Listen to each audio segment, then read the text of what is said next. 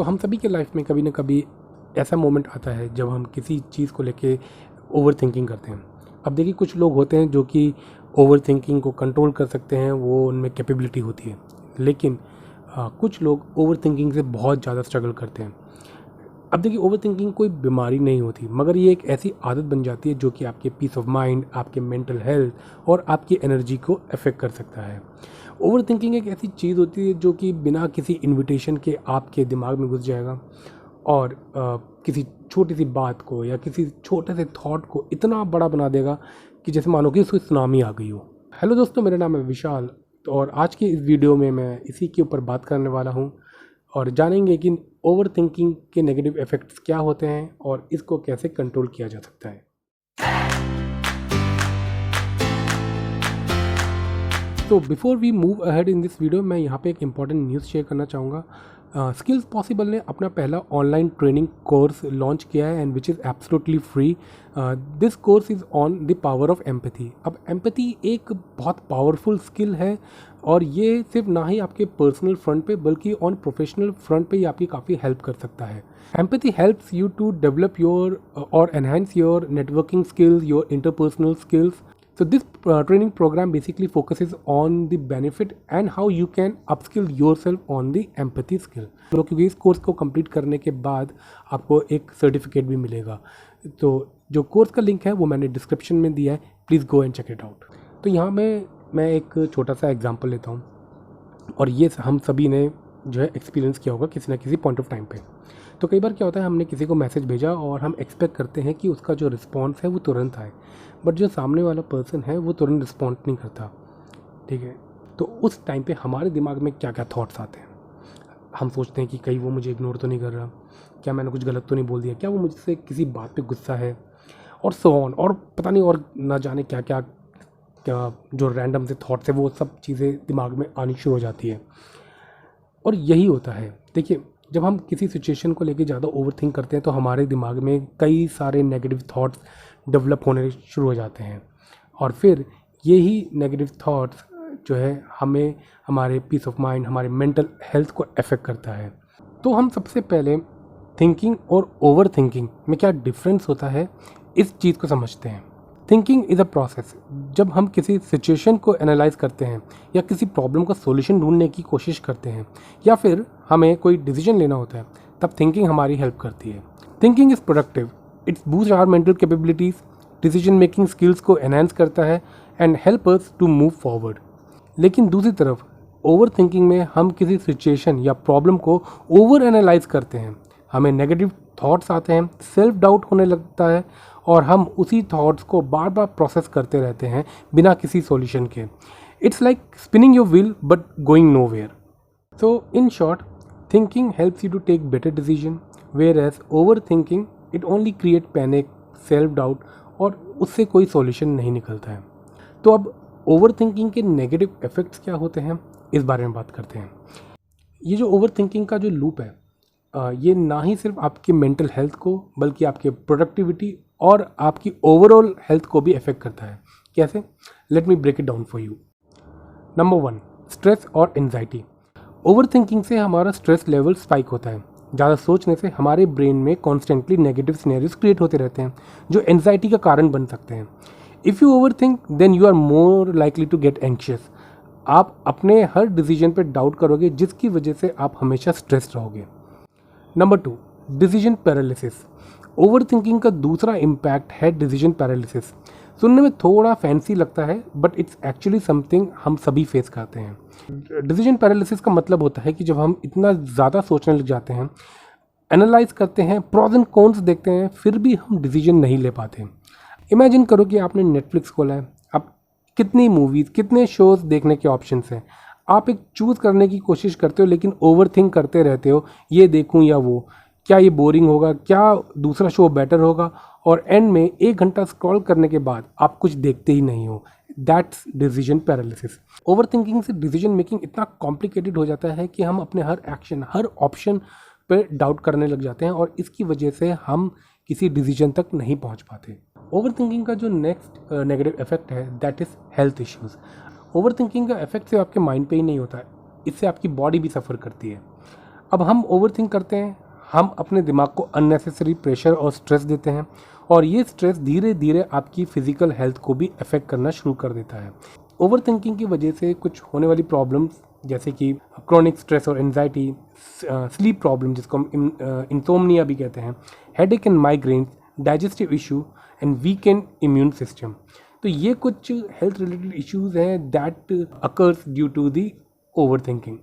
Over thinking का जो एक और सबसे बड़ा नेगेटिव इफेक्ट है वो है wastage of your valuable time. आपने कभी नोटिस किया है जब आप एक प्रॉब्लम को ओवर थिंक कर रहे होते हो तो कितना टाइम निकल जाता है बिना कोई प्रोडक्टिव आउटकम के। हम सबके दिन में सिर्फ 24 घंटे होते हैं, राइट। उसमें से अगर आपका माइंड कॉन्स्टेंटली अननेसेसरी चीज़ों को प्रोसेस करने में बिजी है तो प्रोडक्टिव काम करने का टाइम ऑटोमेटिकली कम हो जाता है। ओवर थिंकिंग एक एनर्जी वेम्पायर की तरह होता है जो आपका फोकस, टाइम और एनर्जी साइलेंटली कंज्यूम करता है। ओवर थिंकिंग का सबसे बड़ा साइड इफेक्ट है डिलेड एक्शन। जब हम किसी डिसीजन को ओवर एनालाइज करते हैं हम एक्चुअली एक्शन लेने से पहले ही ओवरबर्डन फील करने लगते हैं। इसका मतलब आपका टाइम सिर्फ सोचने में जाता है और एक्शन लेने का टाइम कम हो जाता है। तो ओवर थिंकिंग ना ही सिर्फ आपके प्रोडक्टिव टाइम को किल करता है, इससे आपके एक्शंस भी डिले होते हैं।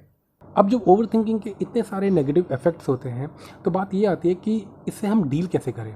तो good news is over thinking को मैनेज किया जा सकता है।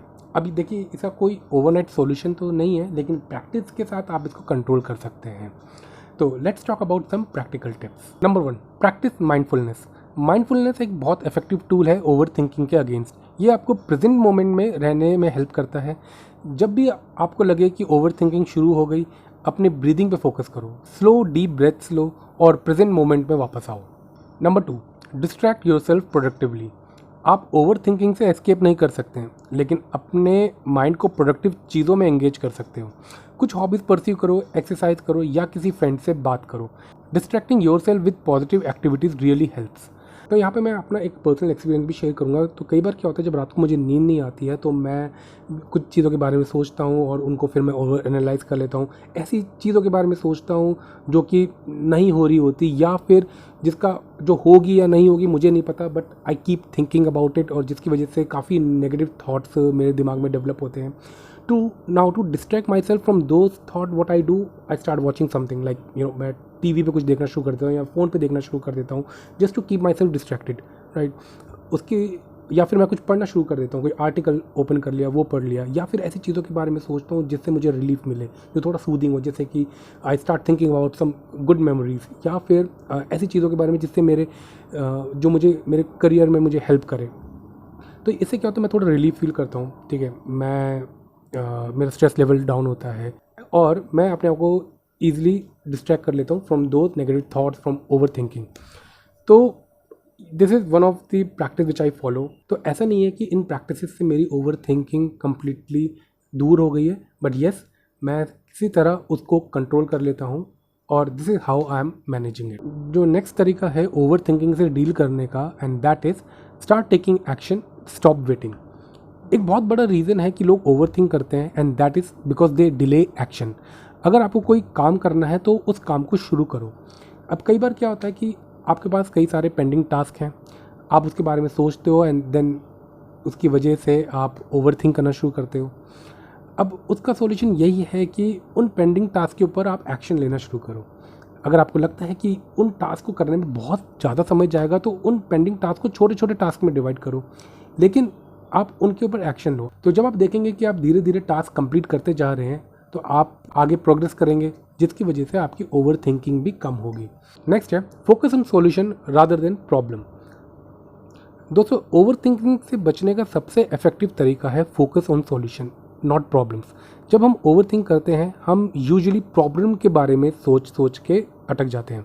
ये प्रॉब्लम क्यों है, अगर ये गलत हो गया तो क्या करना चाहिए। बट इस अप्रोच से हम प्रॉब्लम को और बड़ा बना लेते हैं।